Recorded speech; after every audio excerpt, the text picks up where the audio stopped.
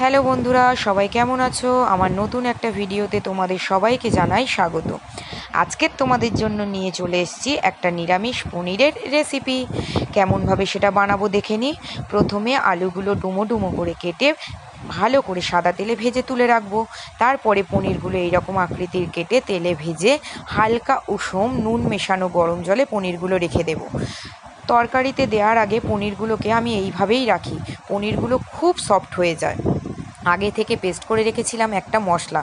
এর মধ্যে কি কি আছে সেটা তোমাদেরকে জানিয়ে দিতে হবে তো।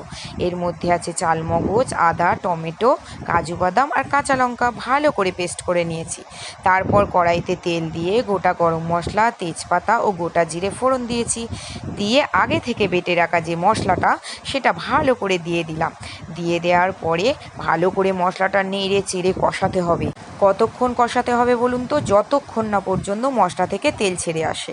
আর মশলা থেকে তেল অল্প অল্প ছাড়তে শুরু করলেই আলুগুলো দিয়ে দিতে হবে, কারণ আলুগুলো তো সিদ্ধ হওয়ার জন্য সময় নেবে। তারপরে স্বাদ অনুযায়ী একটু নুন ও চিনি দিয়ে দেব। দিয়ে দেওয়ার পরে যারা যেরকম গ্রেভি রাখতে চান সেই অনুযায়ী একটু জল দিতেই পারেন। তারপরে দিয়ে দেব জিরে গুঁড়ো, ধনে গুঁড়ো দিয়ে ভালো করে মশলাটা আবার কষাবো। কষানো প্রায় হয়ে এলে আর যখন দেখব ওপর থেকে তেল ছেড়ে আসছে, তার মধ্যে দিয়ে দেব আগে থেকে ভেজে রাখা পনিরগুলো দিয়ে তরকারিটা ভালো করে ফুটতে দিতে হবে।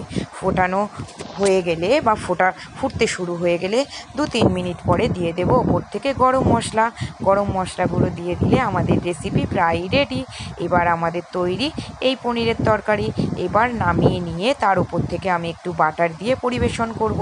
খেয়ে বলুন তো কেমন হয়েছে, কিভাবে খাবেন, তার জন্য তো রেসিপিটা বানাতে হবে। অবশ্যই বাড়িতে বানিয়ে কেমন হয়েছে আমাকে জানাবেন, আর কি কি দিলে আরও টেস্টটা সুন্দর হবে সেটাও জানাবেন। আজ আসি, আবার দেখা হবে নতুন ভিডিওতে। টাটা।